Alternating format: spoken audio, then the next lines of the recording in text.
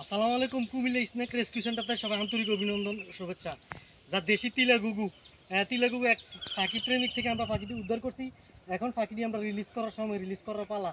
যদি আমরা অন্তত রিলিজ ভিডিওটা ঠিকমতো আমরা করতে না পারি বা দিতে না পারি, তাহলে একটা প্রশ্ন থাকবে যে পাখিটি আমরা যে উদ্ধার করছি এটা গেছে কই।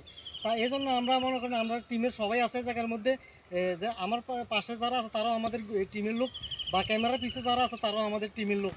এটা আমরা বাংলা নামে এটা তিলাগুগু নামে পরিচিত। আর আমরা কেউ এটা ড্রাফট নামেও ডাকে, কিন্তু তিলাগুগু এটা বন্য পাখি। সম্পূর্ণ পালা, ক্রয় বিক্রয়, পোষা সম্পূর্ণ আইনগতভাবে অপরাধ। এজন্য আমি আজকে পাখিটিকে, কালকে আমি দুটো পাখি উদ্ধার করছি, আজকে আবার 3টা পাখি উদ্ধার করছি। এই পাখিটি আমি যে কোনো প্রাকৃতিক পরিবেশে আবার এটি ফিরে দিতেছি। প্রাকৃতিক জিনিস, বন্যপ্রাণী বনের বুকে থাকাই ভালো, বনে ফিরে দেওয়াই ভালো, এটাই সবচেয়ে উত্তম কাম। দেখুন তাহলে আমি পাখিটি যে আমরা কীভাবে রিলিজ করে দিচ্ছি।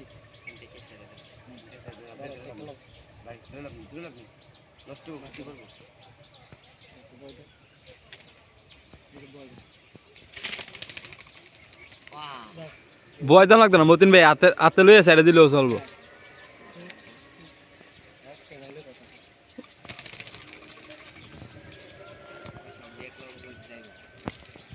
দেখেন যে যে কষ্টটা আজীবন রয়ে গেছে বা অনেক কষ্ট পেয়েছে প্রাকৃতিক বুকে, আবার এই প্রাকৃতিক জিনিস আবার আমরা ফিরে দিচ্ছি। দেখুন আবার ফিরে দিচ্ছি এই পাখিগুলোরে। পাখি দেখানো একটু জুম করে, সম্পূর্ণ বন্য পাখি আবার বনে ফিরে দিচ্ছি। এই পাখিগুলো দেখুন মোটামুটি অনেকদিন থাকা অবস্থায় আবার বনে ফিরে দিছি। এটি প্রাকৃতিক ভারসাম্য বজায় রাখার জন্য গুরুত্বপূর্ণ ভূমিকা এগুলো পালন করে। আসসালামু আলাইকুম। কুমিল্লা স্নেক রেস্কিউ সেন্টারতে সবাই আন্তরিক অভিনন্দন, শুভেচ্ছা। আজকে ফার্স্ট টাইমে আমি রেস্কিউ পথ দিয়েছি। বাংলাদেশ স্বেচ্ছাসেবী থেকে আমার একটা নাম্বার নিয়ে আমি নাঙ্গলপুর রিলিজ করে যাই এটা রেস্কিউ করার জন্য। এখন আবার যে পাখিগুলো দেখলাম, তিলাগুগু বাংলা নাম, ইংরেজি নাম যার ডাব, উনি থেকে উদ্ধার করছিলাম পাখিটি। আমি যে বারবার বলছি যে লোক আমাদেরকে এই পাখিটিগুলো দিছে, উনি একজন পাখি প্রেমিক। এটি ছোট থেকে অনেকদিন যাবৎ ফালছিলাম। উনি আমাদের একজন পাখি প্রেমিক লোক। আমি ওনারা অনেক দিন আগে বুঝানো শেষ পর্যন্ত এই কথাটা বলছে যে অন্তত বন্যপ্রাণী বনে ফিরে দেওয়া উচিত। এবার আপনি কিছু বলেন পাখিটি কীভাবে পালছেন, কই পাইছিলেন আপনার পাখিটি? আমি অনেক কষ্ট করে আমি পালছি, এর দূরের থেকে অনেক বড় করছি, ঠিক আছে। তো পাখিটিকে আমার তো খুব সুন্দর লাগছে। হ্যাঁ, আমি যদি পাখিটি পাইলামও, বাচ্চা দিব, খুব আনন্দ করামু। দেখতেছি সবাই বলতে আছে বনের পাখি বনে ফিরে দেওয়া ভালো। বন্য পাখি খাঁচাতে কোনো বাচ্চা করে না, খুব কষ্টে এগুলোকে রক্ষণাবেক্ষণ করছে। কিন্তু আমরাও একমাত্র ধন্য হয়ে গেছি যে অনেকদিন যাবো খাইরে বুঝতে আমরা সঠিক পথে আনছি। আসলে বন্য আইনে কয় পালা পোষা এটা সম্পূর্ণ আইনগতভাবে অপরাধ।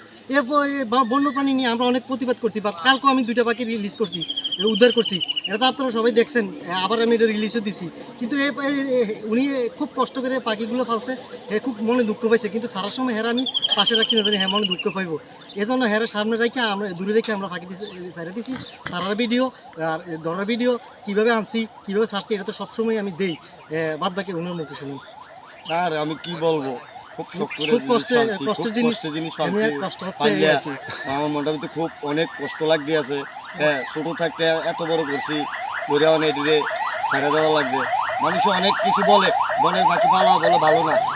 ঠিক আছে, বললাম বনের পাখি যখন ভালো না, ঠিক আছে আমি ছেড়ে দিয়ে সাইডে দিয়ে দেখতে আসি, অনেক খুব কষ্ট লাগতে আছে। কিন্তু আসলে এই যে কষ্টটা, এই কষ্টটা আমাদের অরিজিনাল আনন্দ। যে আনন্দের পরে সুখ দুঃখ চিরস্থায়ী না। আপনারা সবসময় খেয়াল রাখবেন, সুখ দুঃখ চিরস্থায়ী না। আগে সুখ আসবে, তারপর দুঃখ আসবে তারপরে সুখ আসবে। কিন্তু এখন যে দুঃখটা পাচ্ছে এটা সুখের কারণে কষ্ট পাচ্ছে। কেউ সুখে কান্দে, কেউ দুঃখে কান্দে। এখন তো আমি সুখে কান্দতেছে, খুব কষ্টকর। কিন্তু বন্য পাখি সম্বন্ধে আপনি বলবেন বুঝে যে, আর বন্য পাখি যাতে কেউ না পালতে হয় চাষাবাদটা পালো, গবাদি পশু পাখি পালো, যাতে বন্য প্রাণী না পালে। এ বললে আমাদের কথা শেষ করছি। আসসালামু আলাইকুম। আসসালামু আলাইকুম। বাংলাদেশ জিন্দাবাদ।